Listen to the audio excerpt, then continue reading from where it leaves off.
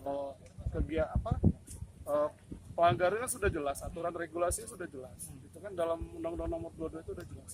Berhenti atau parkir kan sudah jelas. Sepanjang itu ada rambu yang menyatakan di situ larangan berhenti atau parkir, kemudian menaikkan atau menurunkan penumpang, ya berarti sudah pelanggaran. Aturan sudah jelas, kita tindak. Nah, cuman kan permasalahannya kendaraan itu misalnya ada berapa ruas jalan yang memang itu kawasan tertib lalu lintas, ya kan?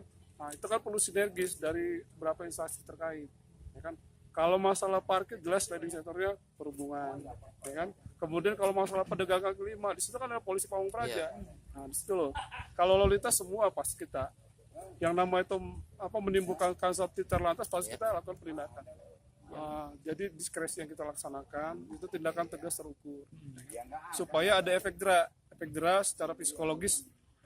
Kalaupun misalnya dia yang mengalami atau tahu dari orang lain bahwa di situ akan dilakukan tindakan yang tegas dan terukur, pasti kan nggak mau lagi parkir di situ. Meningkatkan kesadaran masyarakat itu aja.